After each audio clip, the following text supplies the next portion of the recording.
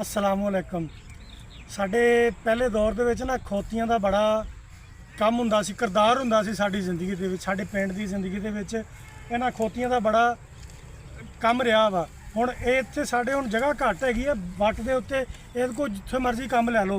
हुण इह वाहणा असीं रखिया, रेहड़ी नहीं नाल जोड़ी, इह वाहणा रखिया असीं ते इह वट जाना है, एडी सड़क कोई नहीं हैगी, इहनूं जिथे मर्जी धरो लो।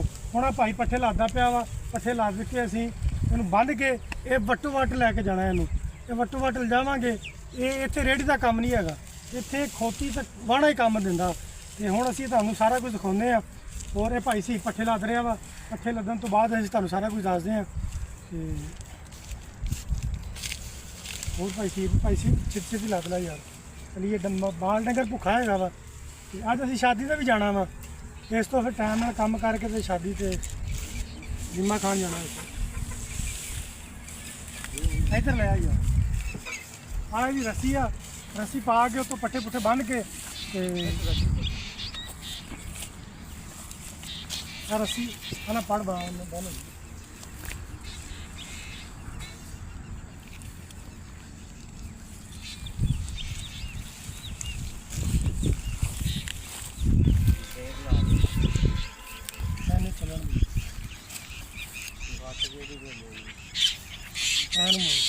मोड़ के लग गया। इनू भावें रस्सा फड़न की भी लोड़ नहीं हैगी।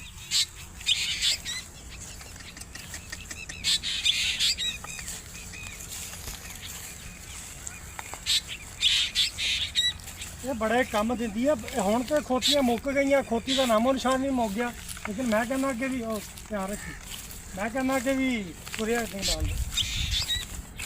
खोतियां जड़ियां ना बड़ियां औखे वेले काम होंदियां। ਹੁਣ देखो ना तुरी जाती है, इन्हें आप ही तुरी जाना, हो इन्हें घर पहुँच जाना।